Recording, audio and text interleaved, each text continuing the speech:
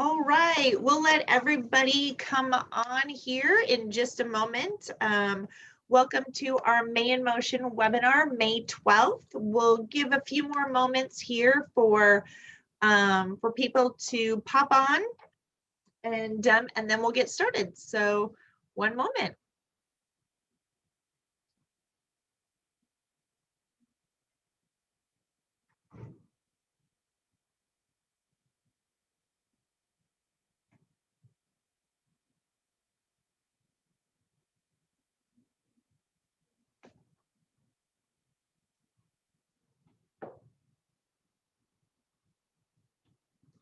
Okay, guys, so we've got people popped on. We can get ready to start. So like I said, I want to welcome you to May in Motion, May 12th webinar with CityGo and Valley Regional Transit.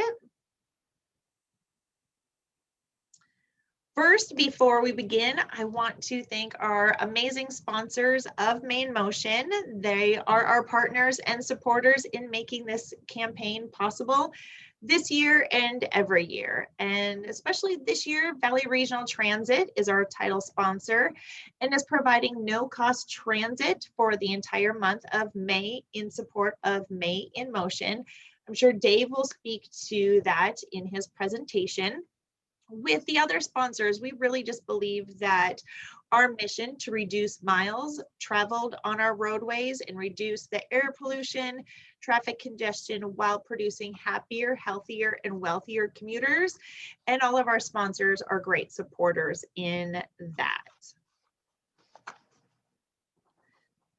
Before I turn it over to Eric Selkoff of CityGo and Dave Foch of Valley Regional Transit, I want to remind everybody that if you have any questions, there is the question box there that you can pop in any questions. And what we'll do is after their presentation, I will go ahead and ask those to our panelists.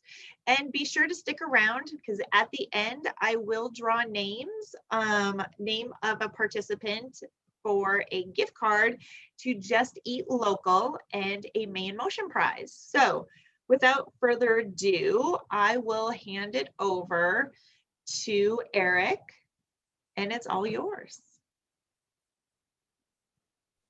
Excellent. Well, thank you, Nicole. Give me just a moment to share my screen with everyone, and we'll get going here in just a moment. Oh my.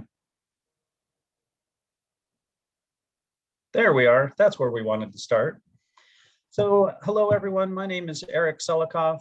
I am the Member and Events Manager at CityGo, and I'm going to be sharing some information today about CityGo and how it can work for you. Later on in this presentation, Dave Foch will take over and discuss developments taking place within Valley Regional Transit. Just a word of warning, my internet connection is a little bit unstable at times. So if all of a sudden I stop sharing and you no longer hear me, I will be rejoining the Zoom meeting just as soon as possible. But fingers crossed that that does not happen. So on with the show. So the next part of this is all about CityGo. And some of you may have heard about CityGo, or this may be your introduction to the program. Either way, many people have the same question. What is CityGo? And today we really hope to answer that question. So along those lines, a little bit of history. CityGo was founded in 2018 and is Boise's first and only transportation management association, or TMA. Our TMA is a collective of partners representing a variety of industries and employers of a various range of sizes. And our goal is to address transportation issues and concerns. One of our goals at CityGo is to reduce those single occupancy vehicle usage, or SOVs, traveling into, out of, and around downtown Boise. And we aim to reduce that single occupancy vehicle usage by highlighting the available transportation options in the area. And by increasing knowledge of the available resources, hopefully we can positively impact the drive alone section shown here in the graph. So you may be asking yourself, well, why attempt this work? And the reason for that is because some of the projections we've seen are jaw-dropping. The city of Boise released data a few years ago with numbers that are quite shocking. Please note that these numbers are for the city of Boise, not for the county and not for the region. And so the city of Boise projects 20,000 new housing units, which equates to around 83 completed brand new dwellings per month for the next 19 years. Downtown Boise will also be adding 83 new workers per month, which will create an effect on parking and be reflected in demand as well as pricing on those parking spaces. However, possibly the most shocking of all is the 200,000 new vehicle trips per day. That includes trips to work, the supermarket, school, or anywhere else. And all of this will be creating additional wear and tear on the roadways, in addition to having an impact on our traffic and the environment. But by adding 20,000 new downtown workers, we will see the ratio of per parking spot per worker rise. So currently we have 1 parking spot for 2.5 downtown workers. And this ratio will rise to 1 per every 3.7 people. And again, with that increase in demand, we can expect to see an increase in pricing. So for us at CityGo, to be effective, we have to outline our vision of what to do next and what those solutions might be. So our vision is to assist in the use of a highly regarded, well-known, and easy-to-use system that helps improve users' lives, their health, and their environment. And we can begin this process by imagining and creating mobility innovations and transportation demand management solutions that offer equitable, effective mobility options that in the end reduce the number of SOVs and slow the increase in demand for parking. Integration of a web of resources that include these 5 opportunities for behavior change. We perform at CityGo education and outreach to share transportation options, as well as provide information regarding how to use those resources. CityGo is able to provide a turnkey opportunity for employer benefit programs, as we already have the benefit package created. All we really need is you to sign up and take advantage of what the work that we've already put together. Because we provide access and information to help you and your employees use an easy, seamless, and multimodal system of buses, van pools, carpools, biking, and walking options. This technology-driven platform allows us to move quickly and bring the technology to the user. With this integration capability creates an opportunity for us to help shape parking policy for CityGo members, and policy development can become as complex as a parking cash out protocol where employees are incentivized and even sometimes paid to use active and alternative transportation. Or we can do something as simple as a policy change of perhaps needing to live a certain distance from work for parking reimbursement to take place. There are 3 focus area pillars of our operation, and the first one involves creating an environment of change. We really envision a workplace where driving to work alone is the exception rather than the norm. By integrating our options into an easy-to-use platform and tailoring our messaging to meet your culture and your transportation needs, it is our goal to create a downtown culture that perceives active and alternative transportation as the best option. The second part of this pillar is our organization is relationship dependent, and we recognize that creating CityGo was only part of the equation. Now our job is to sustain and grow the program. We intend to accomplish that through a partner-based organization that offers a give and take environment. Your voice, as well as the voice of your employees and colleagues, matters to us. And voices can come in many forms, including feedback on the existing platforms, input on future endeavors, and data collected and shared. The final focus area for our efforts to raise awareness within the community regarding the available options, and this can be accomplished through CityGo marketing and branding, as well as educational and outreach opportunities. These events can be open to the community at large or focused on an individual corporation, because we know that sometimes spreading the word happens one person at a time. So with these 3 focus areas working in concert, we can accomplish our task as we have transportation resources at our fingertips. Some of those resources are those here in the bullet points. And we can help with trip planning, trip coaching, resource awareness, and we can provide marketing materials to share with your employees, which communicates our promotions and all of our discounts. So some of those discounts are something along the lines of a 5% off an annual pass for Valley Regional Transit, a 10% off cost for a monthly bus pass. And we also have a regional pass program where we can cover all of the company's employees for a single cost to the company, and the employees are able to ride those buses, whether they be intercounty, on demand, or a fixed route service at no cost to them. We also provide, through our partnership with CCDC, these 3 resources. And if you register for a carpool, then the cost of a Park Boyd garage is only $75 a month, which can result in some pretty significant savings considering the cost of parking downtown. In the middle here, each month, CityGo members are able to purchase 4 single-day parking passes for a total of $20. And this equates to paying $5 per day for parking, and it's a great option as businesses start their return to work process. We also offer free access to the Bike Boy Secure Parking Garage. That's located on the ground level of the 9th and Main parking garage. It has lockers to be able to use to store equipment such as helmets or extra jackets or something like that. You just have to bring your own lock to be able to use those lockers. It also has a fix-it station just outside the secure parking area. So if you need to inflate your tires or do a quick small repair, you have that amenity available as a resource. And finally, one of the things that we certainly want to highlight is that there's 10% off your monthly van pool rate with ACHD Commuter Ride. That is an option for all of our CityGo members, whether they're an individual member or a company-based membership. And so we know that van pool fares do vary by certain parameters, but you still get that 10% off discount as a CityGo member, regardless of what your fare looks like in the beginning.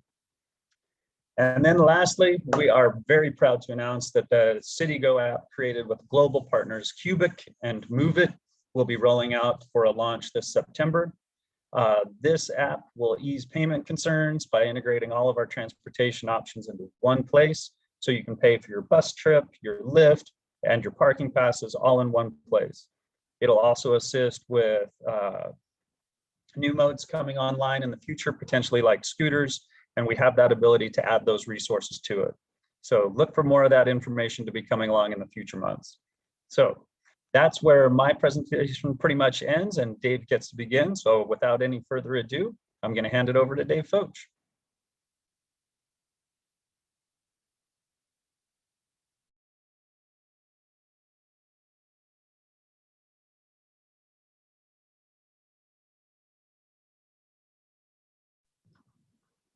Dave, I think you're still on mute.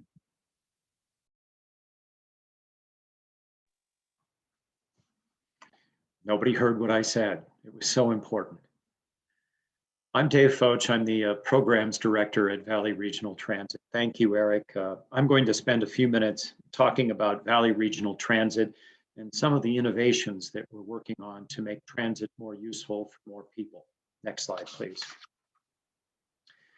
Valley Regional Transit is the premium public transportation provider in the Treasure Valley. Currently, VRT offers 18 fixed routes, 4 inter-county routes, and on-demand service in Canyon County.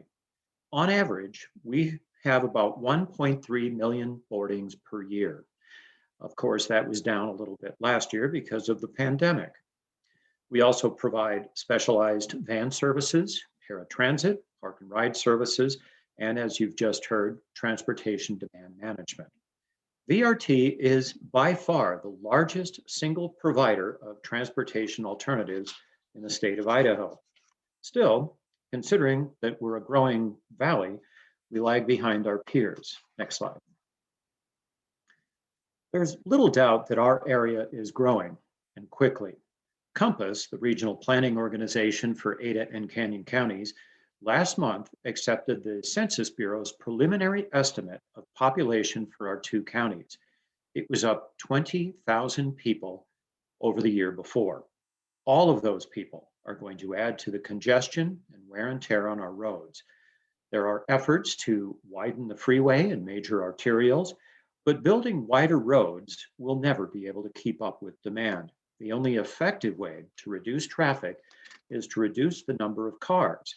And in theory, at least, the population seems willing to explore those options. Earlier this year, Compass conducted a survey of Treasure Valley residents asking their preferences about high capacity transit in the Treasure Valley. Overall, the response was very positive. While the survey contemplated the possibility of light rail and bus rapid transit, respondents seemed to prefer a service that would offer more stops versus express service.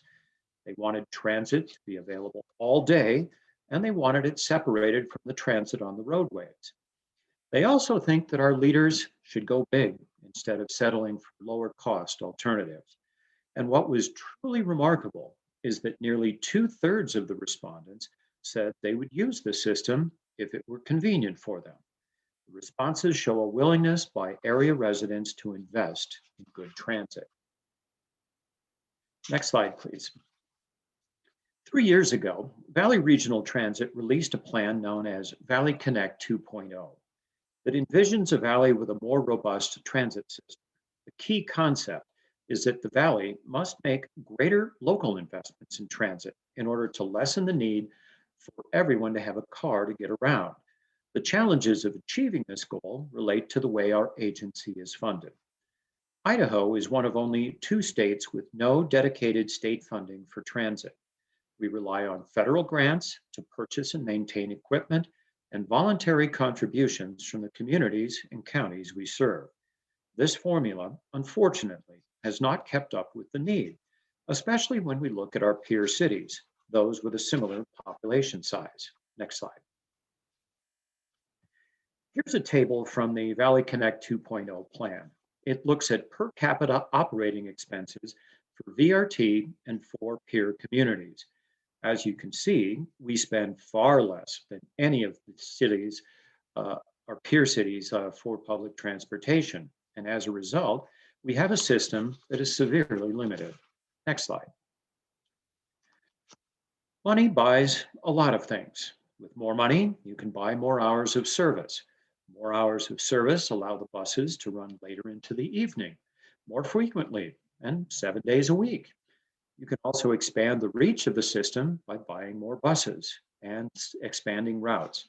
By doing all of these things, you increase ridership, and increased ridership reduces traffic congestion and coincidentally improves air quality. We're making steps in the right direction.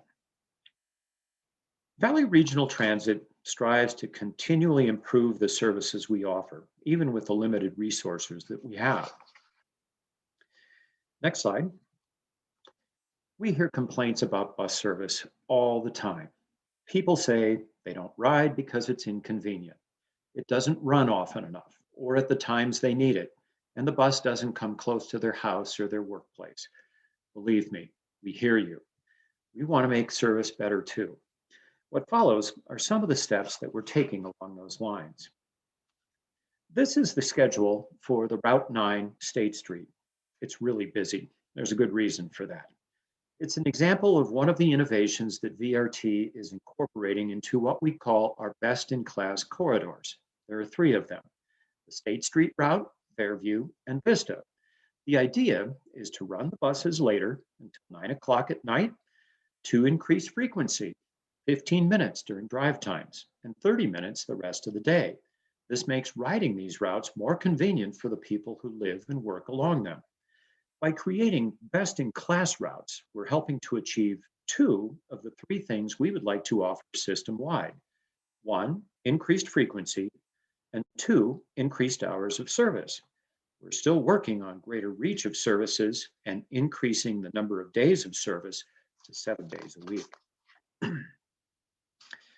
Valley Regional Transit depends on many sources of funding, including dollars from the Federal Transit Authority and local contributions from the communities we serve. One example is the bus service in Nampa and Caldwell. It had been struggling for years. There had been 3 fixed routes serving Nampa and Caldwell, and most of those routes ran up and down Nampa-Caldwell Boulevard. frequency of those routes was about once an hour, and average boardings were running about 3 passengers per hour. Our community partners weren't happy, and neither were we with these low ridership numbers. So something had to change. Enter VRT on demand. Without using any additional resources, Valley Regional Transit launched VRT on demand last October in the middle of a pandemic. The concept is not new to Idaho. It works a little bit like Uber or Lyft, but it's not a door-to-door service, and you share the ride with others. You can book your trip through an app or by calling the VRT help desk. You're told which bus stop near your location to wait for the bus, and then you're delivered to another bus stop near your destination. We've learned a bunch of things in the 6 months that we've run the service. First of all, average wait times have been cut in half or more. Most passengers have to walk 500 feet or less to the nearest bus stop. About half of our riders call the help desk to book their rides. And riders are getting to places that weren't possible before with the fixed routes. And finally, we're starting to see ridership increase. These are all extremely positive developments. When you look at the VRT system, we have something like 800 bus stops, and not all of them are very inviting. Here's one example. It's the bus stop near 27th and Main in Boise. To attract more riders, we need to make the stops more inviting for the people on the buses. This is an artist's rendering of that same intersection, a little bit to the east. This project should be done by the end of the year.